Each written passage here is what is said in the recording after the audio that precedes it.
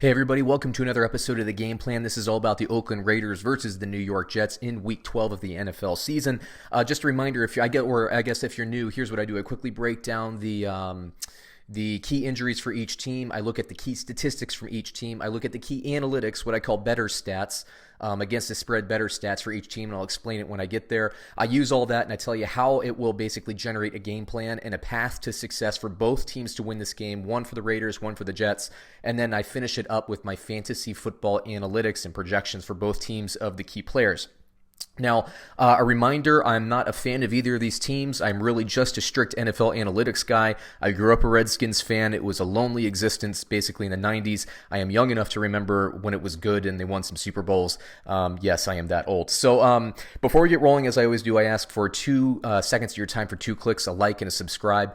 We're very close to being that YouTube partner. Once we do so, we can unlock some production features, put links in here and all that good stuff. We need your help to get there, so please help us get there. But now let's go ahead and start with the key injuries. And I've been doing so many Raiders games because they've been highly rated, and Raider Nation really comes out and supports these videos. So it's kind of funny. I'm kind of turning into a Raiders expert. I've been fairly dialed in with what Gruden wants to do. And let me say this is the cleanest the injury list has looked for the Oakland Raiders. You don't see a single offensive player on this list. You see their free safety, LaMarcus Joyner, is questionable. And their passing defense had been bad in the last couple of weeks. It's getting better, but we'll talk about that in a bit. For the Jets, you see, they're both of their tackles are on the list, but questionable. The CJ Mosley, he's such a key player in this defense, but they've been without him for actually like half the season, give or take, maybe even more. He's been injured on 2 separate occasions. So while it's a bummer he is out of this game, you see Darrell Roberts is doubtful. Backup inside linebacker is also questionable there. So the Jets come into this game a lot more banged up than the Raiders do. I think for the first time this season, the Raiders are actually the healthier team. It's weird for me to say that given where they have come from.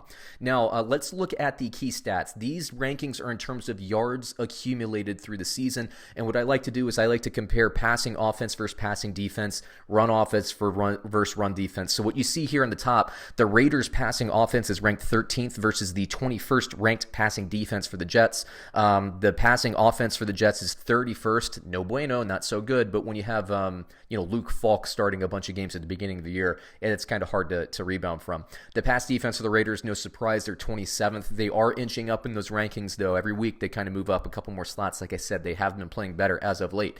The run offense for the Raiders, no surprise there. They're 9th. You would expect them to be a top 10 offense. Gruden commits to the run regardless of how many yards per carry they're getting, and that's important. That will be a theme in this game. Surprisingly for me, the Jets, especially with how many games that they've lost, especially early in the year, the first ranked running defense in terms of yards given up.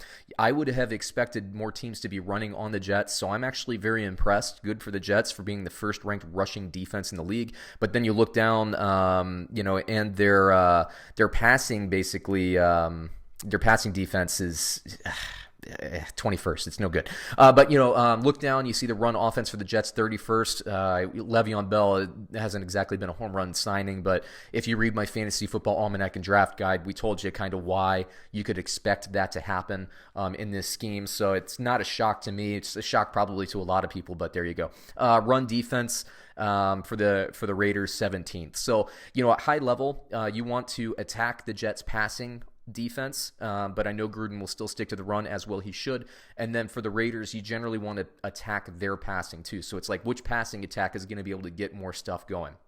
Let's look at the key analytics. That's what I'm calling it this week, but these are the better stats. And if you don't know anything about betting on the NFL and against the spread, basically professional gamblers, although there's a ton more that goes into it, high level, they like to look at yards per play, both offense and defensive, to see how good your unit is on a per play basis. They like to look at situational stats, so that's third down and fourth down percentage. They like to look at the scoring percentage, red zone specifically, touchdown percentage, not how many field goals can you kick and how many points. It's more about pushing the ball into the end zone and getting 7 points instead of 3 points. And then also, you look at things like turnover margin. If a team's really bad or really good at generating turnovers, that makes a difference in penalty yardage as well. So quick comparison here. You see the Raiders yards per play, 6.1. Anything over 6 is very, very good. You see the Jets give up 5 yards per play. If you average these out, you're basically thinking that the Raiders will get about 5.5 yards per play in this game. And that's a pretty solid estimate there. Now, the Jets offensively average 4.3 yards per play. Obviously, with Darnold in there as of late, they've been better, but that is bad. Then you look at the defensive yards per play for Oakland, 5.9. You can see that the Jets net negatively. They give up more yards than they gain per play. You see the Raiders are a net positive of about 0.2 yards. They're about equal. So the really good teams, generally net at about 1, like 0.8 to 1.2 or something like that. And the really, really good teams, it's even more than that. You look at situational football, third down percentage, the Raiders convert 47% of the time. That's a solid percentage. You see the Jets give up or get off the field 44% of the time. For defense, the lower percentage is the better. Let's see, the Jets only convert a quarter of their first downs. That's bad, 25%. And I did look at the latest numbers for Darnold, and it's not much better. And I think it's 35%, so it's a jump, but it's still not good. Whereas the Raiders, they only give up a third down 43% of the time. So they get off the field 57% of the time. That's pretty solid. Fourth downs, you can see the Raiders convert 72% of fourth downs. It's a stupidly high percentage. The Jets offense only converts about 46. It's reasonable, but not as good as 72. The Jets defense on fourth down is very good. The Raiders is so-so on fourth down. Red zone percentage, I think this is always a big telling stat here. The Raiders score on 59% of their red zone trips, and the Jets, meanwhile, score on 61%. So while the Jets are better in terms of touchdown percentage in the red zone, keep in mind that their yards per play, they can never get there. So that is a big deal as well. The red zone defense for the Raiders, they give up touchdowns 2/3 of the time. I think that goes back more to the early part of the season when they were giving up a lot of passing yards. And you see the Jets are very similar defensively, almost 2/3 of the time there.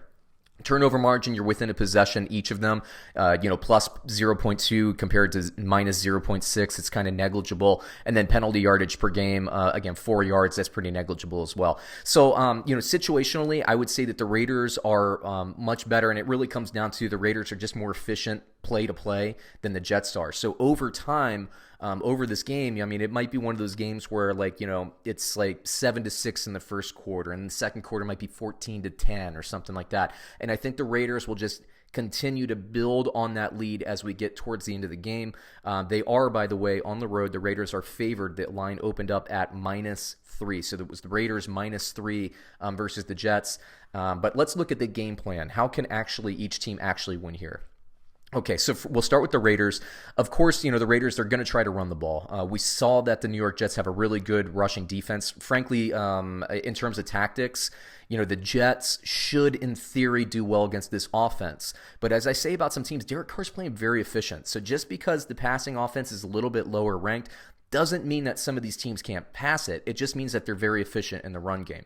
I do think Gruden will stick with the run, but I would like to see Gruden be able to move away from the run and work the pass. Not move away from it entirely, mind you, but use it more to set up the pass as opposed to just thump against the New York Jets the entire game. Okay, I don't think this is the type of game where Jacobs is going to go for 200 yards. I think he might get 100 yards. I certainly think he'll get in the end zone. I think he's a start, but I think that Derek Carr would be the offensive star of this game. That's kind of what I'm predicting.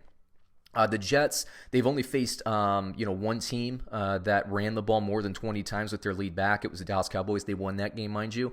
Tyrell Williams, I think he needs to win his matchup. However, and I think he can, by the way. I think this is a great game for Tyrell Williams. I think he could find the end zone once, possibly even twice with Derek Carr. But in doing so, I actually think Zay Jones could have his best game as a Raider. Frankly, he should. And I love Hunter Renfrow this week as well. I think, especially with C.J. Mosley out, I think one of their backup inside linebackers is out, I think that they can work the seams. I think they can work the middle of the field all day with both of those guys. Not only Renfrow, not only Zay Jones, maybe on some deep ends, but then you got guys like Waller and Foster Moreau as well. They're very, very good. Now let's see. The Jets attack the center. So basically, offensively, the Jets like to play a ball control offense. They like to throw the ball to Jamison Crowder and Ryan Griffin. I think that plays into the Raiders' hands this week. I think that they can shut down what the Jets want to do, and it then becomes whether or not Sam Darnold can hit Robbie Anderson or Demaryius Thomas over the top. Now, I mentioned that the Raiders have been doing very good at limiting kind of those big chunk yardage plays over the last couple of weeks. They'll need to do that again, but I think the key to this isn't necessarily stopping the chunk yardage plays. I think it's really more about stopping Griffin and Crowder and limiting those guys. And if they can do that, even if they can't get Josh Jacobs going, I think they have a really, really good chance to not only win the game, but cover that spread as well. Now, the Jets, what do they need to do? It's all about stopping Jacobs. Gruden's going to stick with the run. Even if he's getting 2 yards per carry, it's not going to stop him from running in the third and the fourth quarter. He's a patient coach, and that's why I love him as a play caller in today's NFL. When you see, I'll give you an example, Zach Taylor in Cincinnati. If it's a 7-point game, Zach Taylor is thinking that it's like a 40-point game. He's throwing the ball as much as he can.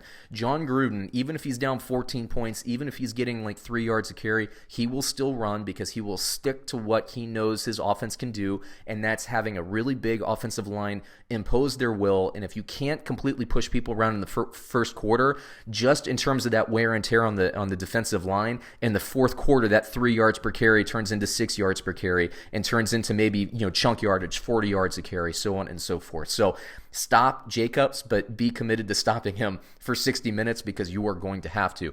Oakland knows the Jets want to go to Crowder and Griffin. I was just talking about that. Darnold needs to take deep shots. I think we will see more deep shots in this game. Robbie Anderson just hasn't been great in terms of fantasy this year. He needs to win his matchup. It's really that simple. Robbie Anderson needs to be a factor in this game, needs to be that downfield receiver, and Sam Darnold needs to hit him. It's no secret that the Jets, I mentioned before, struggle third down offensively. They just have to find a way to improve that. And really that kind of probably comes to getting their running game going. I mentioned how bad that their run game has been. You got to get Le'Veon Bell, maybe rotate in Bilal Powell. If you can't get the run game going, I think it's going to be tough to get Jamison Crowder going if you can't get the run game going. Those things are going to kind of feed off of each other.